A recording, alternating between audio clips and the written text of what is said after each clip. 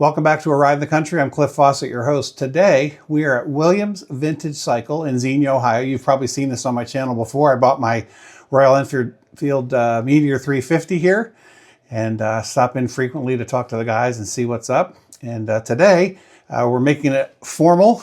We're doing an actual interview and going to look at some of the cool bikes here. I'm here with Matt. So this is Matt Williams, the Williams of Williams Vintage Cycles.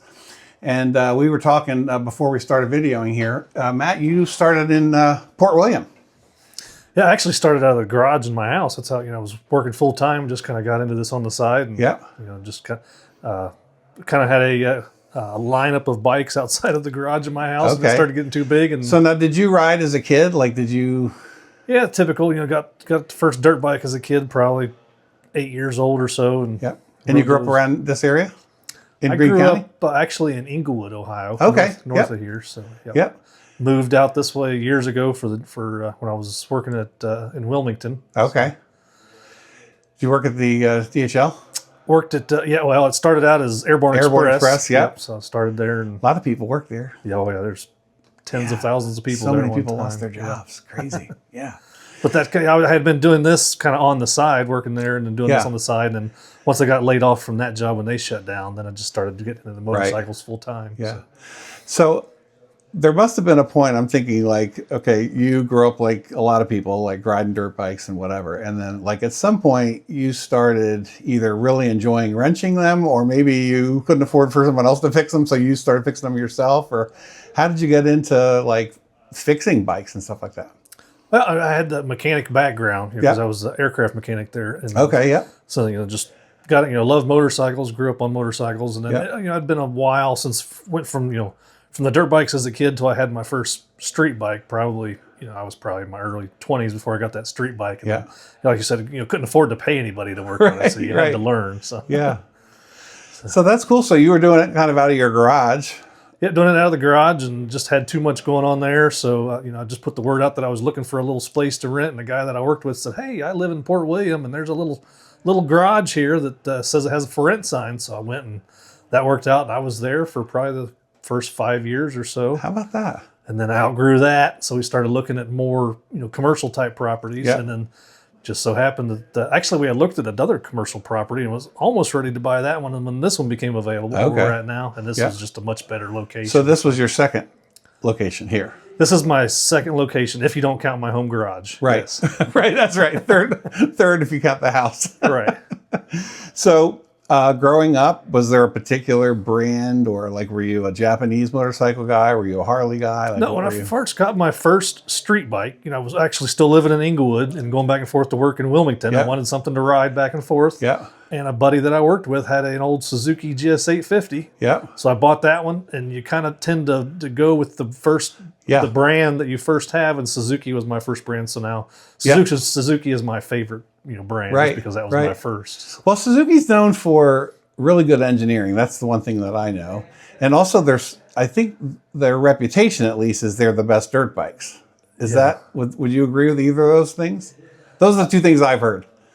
Any of the big four Japanese they're really all, they're very really well made, well engineered bikes. But, I just always, the Suzuki, probably the two strokes from the 70s. Those are just my favorites. I just think that they're cool. Is the Titan 500, is that a Suzuki? The Suzuki 500 Titan, and you got the GT 550, GT 750. Yep. All right, so that makes sense. So Suzuki, Japanese, and then were you really into like older bikes, or the vintage? Really probably came about again due to that's what I could afford at the time. The old stuff was the cheap stuff. Yeah.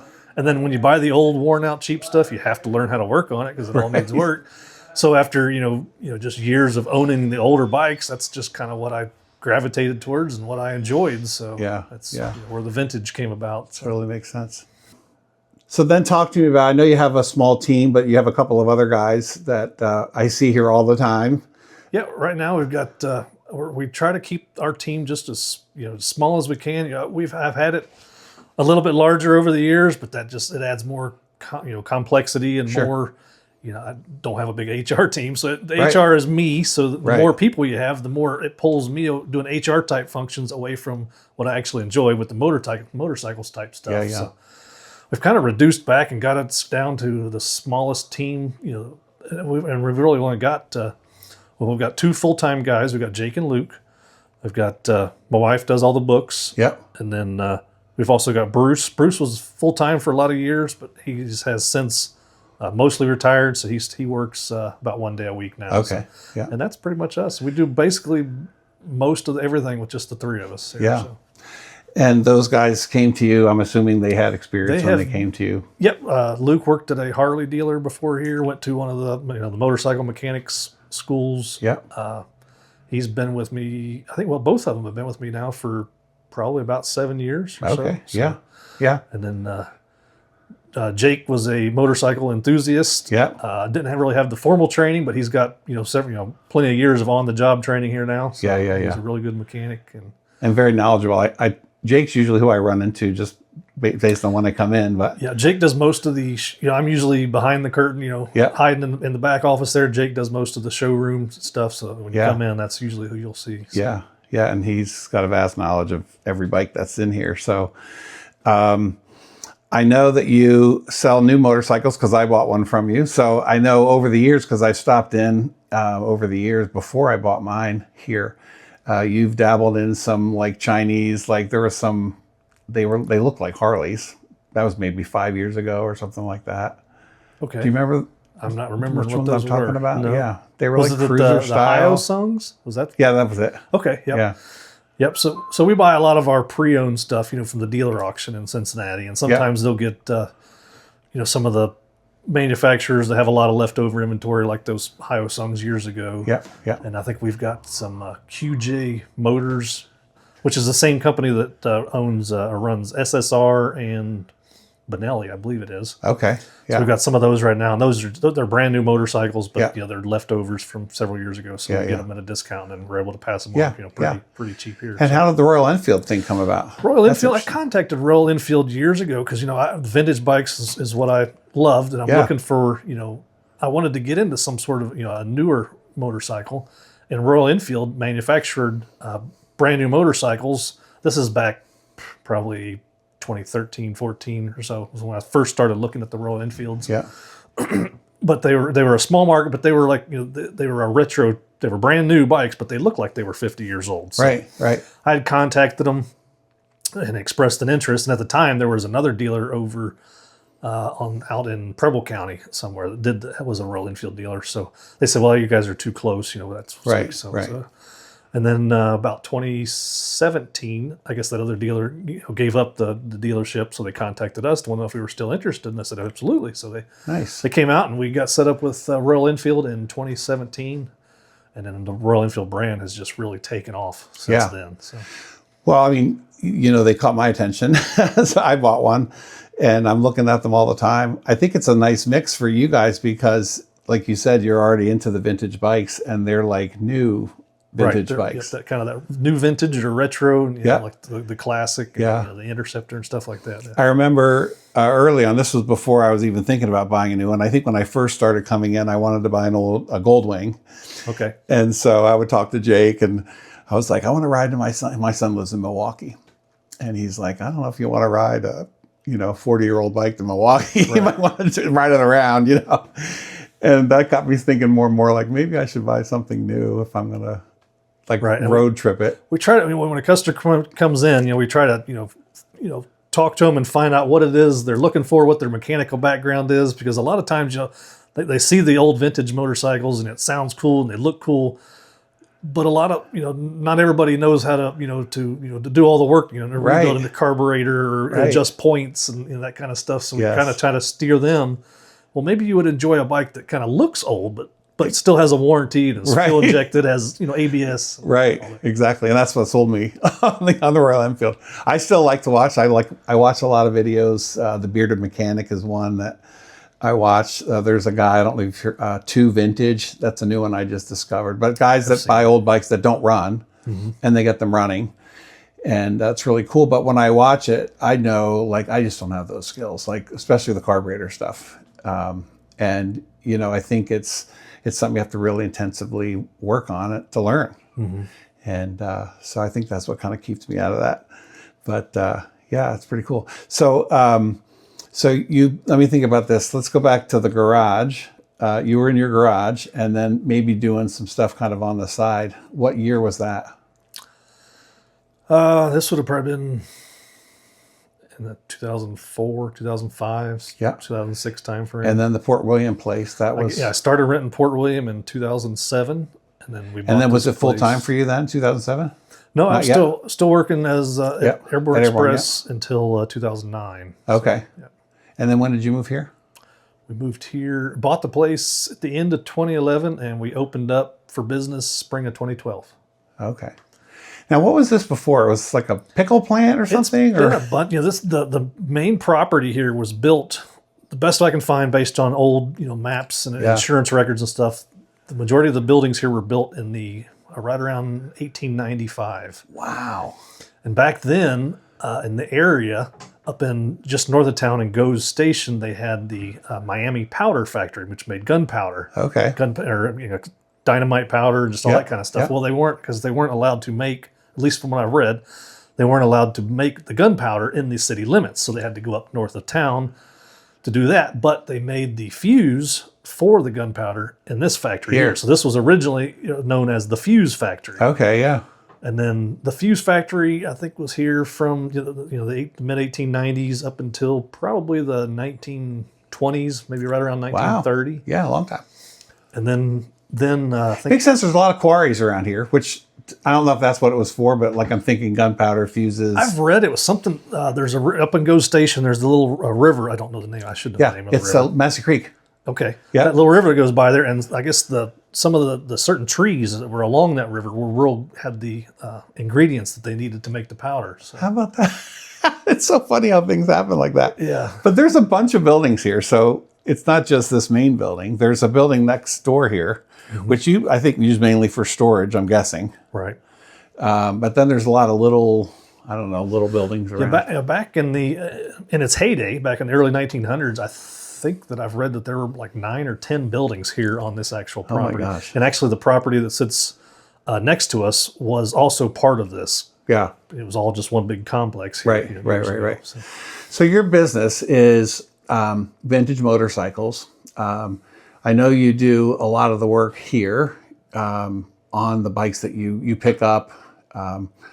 You're kind of an established place now, so people know about you from all over. So I know, like looking at your website, like you'll ship anywhere. People maybe ship stuff to you. Like, what does your business look like? It's not just like a Xenia local?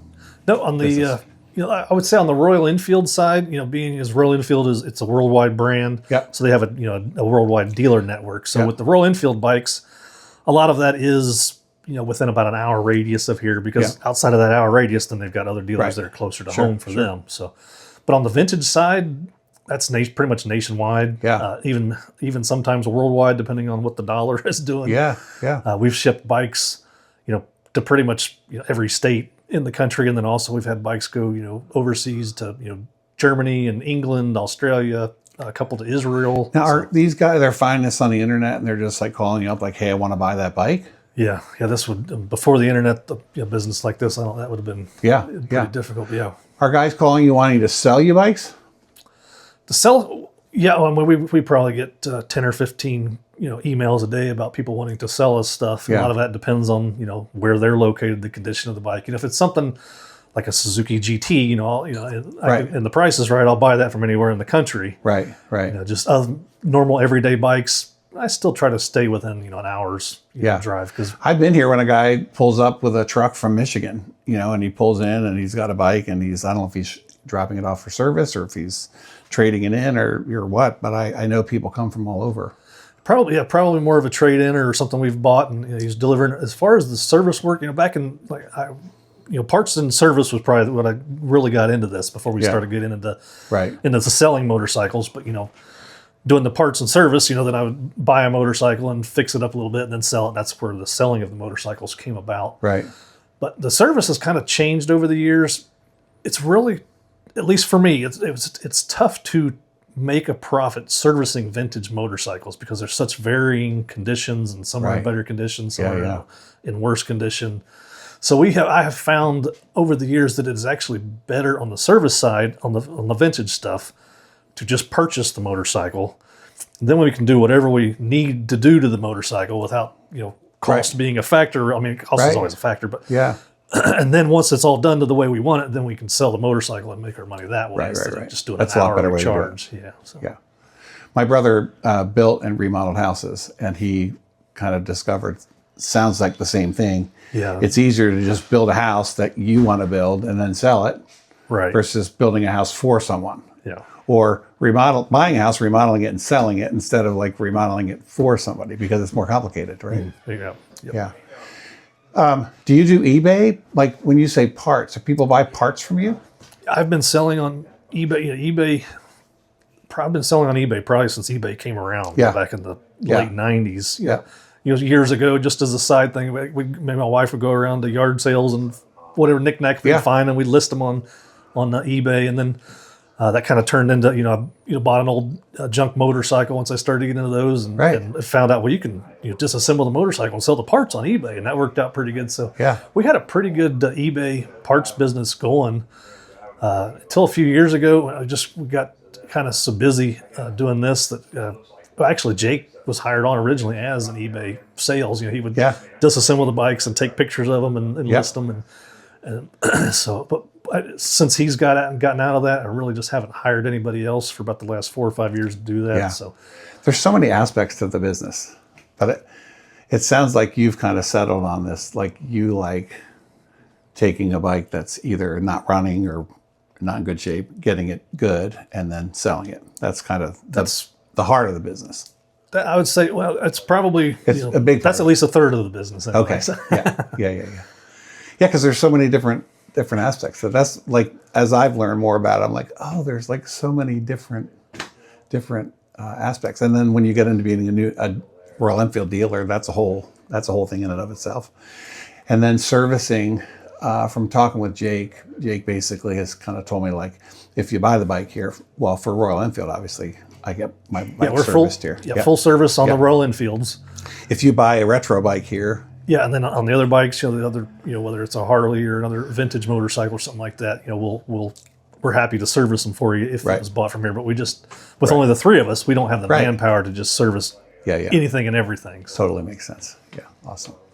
Is there anything that you want to tell about your business that I didn't ask you about? Like, is there any exciting thing that you feel like people wouldn't know about you, or? Nothing comes to mind, really. Yeah. That's pretty much the gist of it, I suppose. Yeah.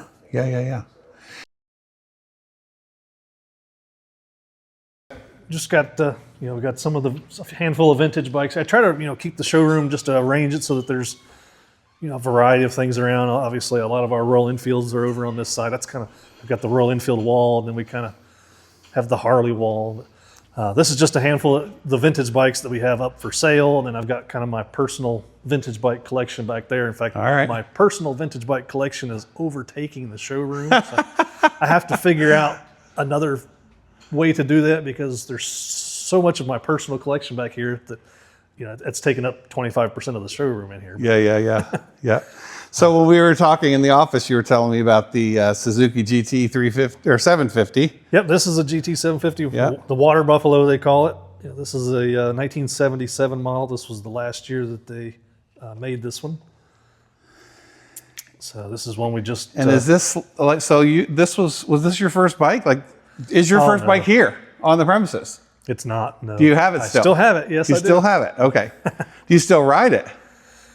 No, when I think about that bike, I feel bad, because I just kind of, after I got moved into different bikes, that one just kind of got backburnered and sat more, and then it sat long enough that the carburetors got clogged up, and it's just in storage right now. But every time I look at it, I got to get that bike back out and get it up and going again. Well, you still have it. I still have it. That's the big thing. Yeah.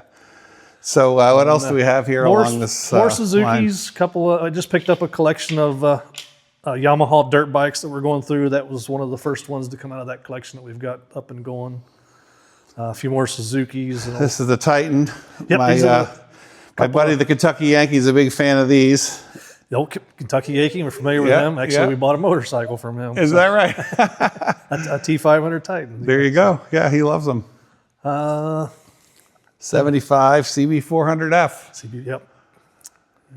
And this looks, oh, there's the QJ. There's one of those QJs I was telling you about. They're pretty cool looking bike. I think they look like a little miniature Sportster kind of. Yeah, it really does. And then our collection is kind of like the back wall from there down and along that back wall. That's kind of all my personal vintage collection. I'll start back over there. Everybody loves, in the back corner over there is a 1975 Kawasaki Z1. Everybody loves the Z1s.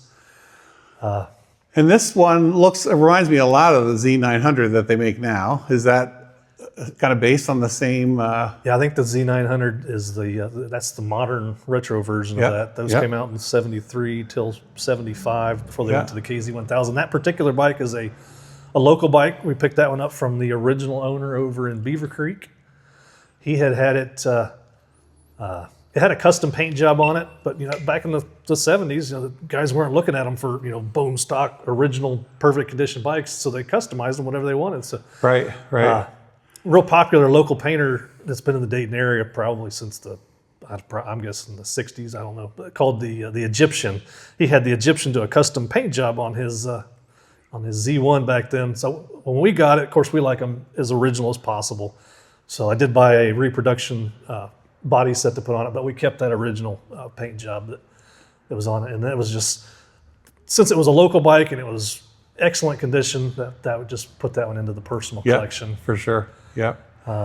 There's that's a 77 GL1000 Goldwing, the red one there. Yep. That one came out of Kettering. Local bike. It was really pretty much what you see is exactly how we acquired it. Didn't have to do any restoration work to it. It was in excellent condition, only 5,000 miles on it. Wow, beauty. So we kept that one. This Nighthawk, it looks like late or 80s? That is an 82. 82, okay. 82 is that was the only year that they made the Nighthawk in that style with that engine. Again, excellent condition. So I've got a friend of mine that had a 750 Nighthawk in that same blue color with the chrome. So when we got that one, it just reminded me of his bike and riding with him. So kind of hung on to that one. And then this is just a beautiful example of the CB360. CB360. I kind of like those. They're not really, the CB350s are probably a more collectible type bike than the CB360. But when I first got into bikes and the Japanese stuff, I had a CB360s, a couple of them I acquired from a guy that I worked with. So I just kind of, it reminds me of those first few bikes. Yeah. Got one of those. Are these more of the collection? Oh, I saw the CBX. The CBX I think we're actually going to sell. It's just not quite ready yet. That is an 82 CBX. Here's another 360T if you guys want to buy one. This one looks like it's for sale. Quite a few. It's one of those things that once you start looking for something, they just start showing up everywhere. So started looking for CB360s, and now there's one there, there's one there, there's one over there, and there's probably 3 or 4 more around. Yeah. To me, that's like what do they call that? The standard Japanese motorcycle? Would that fit that? The UJM. UJM. Japanese motorcycle. Yeah. Oh, that's a beauty. Got these 3 little SL175s. Those just picked those up a few months ago from a collector here in the Dayton area. Look at that. They're almost identical. And that's, forgive my ignorance here, that almost looks like a scrambler style. Would you call that a scrambler? Yeah, that was, I think back in the 70s, Honda had the CB line, which was kind of their street bike. Yep. Then they had the CL line, which actually we've got a CL360 right there, this orange one. Okay, That was kind of their street bikes with just a slight off-road kind of hint to it with the high pipes. Yeah. And then the next level up was the SL series of bikes for a little bit more off-road before they went to the enduro type bikes, and then of course they went to the full off-road type bikes. Yeah. At least that's the way I see it. Yeah. There's another 360 back in the back there. There's another one. Yeah, they're all over. And there's a Lone Triumph. There's a Triumph, yes. What is that? That is a Trident, the 3-cylinder. Okay, yeah. Cool. All right, what do we got back here? Let's see. In the back. The very back row. That's a lot of my Suzuki's on the very back row back there. Yep, there we go. Suzuki 90. There's a couple of Suzuki TS90s here. That is the T500 Titan in 76. They redesigned it and it became the GT500. They didn't call it Titan anymore. They just called it the GT500. That's what that one is. So it's basically a Titan. The red one. Yep. With different bodywork, different gauges, different seat. But basically the fenders, engine, frame, all that is still Titan. The gold one back there is the very first year of the Titan. That's the 68. They called it a Cobra in the first year until, from what I've read, they called it the Cobra. Ford got a hold of them and said, hey, you can't call it that. Yeah, we have that one. So the next year they changed it to Titan. Yeah. There's another, the pink one there. That's another Titan. Yeah. The green one, that's a GT550 triple. And then these are some interesting bikes too. Kawasaki 100 just finished that one not long ago. This is the Yamaha DT360. This is one that I've had this one probably for 10 or 15 years now. Bought this one just like it is. It was already restored. We didn't do the work to it. A guy in Colorado had restored it. And then I'm trying to think, this might have been one I found on eBay, I think it was. And then it was in really great shape. And so we bought that one and had it shipped in. It's beautiful. So in the tank. Now it's just been on in my collection ever since. Yeah. The CB750 there is one we did over this past winter. Just got that one finished up. We're going to sell that one. And then this is old school here. That is, that's kind of a custom. It's an RD400 Yamaha, kind of a cafe racer type bike. That was a local guy here in Xenia. Owned that one. Used to see that one ride around Xenia for years. And, he contacted us last year sometime and wanted to sell it, so we bought that one. What is this we bought probably a couple years ago a collector up in Columbus. He had a huge collection of motorcycles, but he had decided that he was trying to condense his collection and he wanted to just concentrate on 90s sport bikes. So we ended up purchasing all of his 1970s and 80s motorcycles that he had, and this was one of the ones that was in his collection. This is a 1986 CR250. So this is the great-grandfather of my CR250L. I guess it would be. Yeah. Would be, right? This is the strictly dirt off-road. Yep, this was built strictly for competition use, racing. But it is CR and it is 250. Right, 250, two-stroke. Yep, two-stroke. Yep. This was kind of the granddad to this one would have been the Elsinores back in the 70s. Yes. The original CR250 Elsinore. Yep. So. Well, you've got quite a collection here, Matt. Here's a BMW. See, just when you turn around, you don't think you're going to see something new, but then you do see something that you didn't expect. So, the BMWs seem to sell really well, so we'll try to pick those up when we can. What is that? That is another one of those the QJ Motors bikes. Yep. They do a good job of copying because it looks a lot like another bike.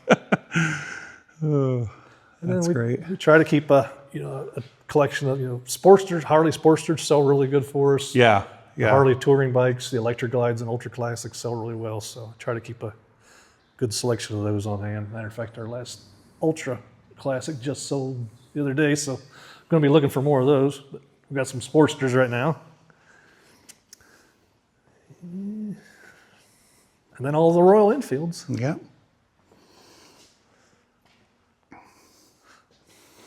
Got a Bear 650. That's the special. What's the guy's name? I can't think of it. Eddie Mulder. That's Eddie Mulder. That's it. Oh yeah, the green one. That's right. Green and white one. Yep. This is the Boardwalk. I love the color on that one. To me, that one kind of had that Boardwalk kind of has the colors almost of an old Suzuki TS185. Yeah. And then this one's a new one on me, Bullet, which is their kind of an old classic name for. Yeah, the Bullet. They made I'm not sure, the Bullet name came out probably in the 40s is when Royal Enfield started making a Bullet, and they've had a Bullet all the way up until, they may have still continued selling a Bullet in India, but in the US anyway, they discontinued the Bullet when they went from the UCE engine to the new 350 engine in when was it? I think it was 2020, I believe that was. That's the same motor as is in my Meteor, yeah? It is, yep, same motor. Yeah. So they didn't have a Bullet from about 2019 to 2020 in the US until the 2024 Bullet. Yeah. They brought it back over. So and the Bullet's real similar to the classic 350s. Yeah, yeah. There's one over at Jeet India in Beaver Creek. I don't know if you've ever been there, but the guy has a Bullet. And of course, it's an Indian restaurant, so I'm thinking that it's because he's Indian. Well, he bought it in Ohio. He saw it on Facebook Marketplace and bought it from the guy. Yeah. Everything I've heard in the Royal Enfield brand in India is kind of like the Harley Davidson is here in the United States. Yeah, so it's very popular there. Well, Matt, really appreciate you letting us come in here and take a look around. Sure thing, yeah.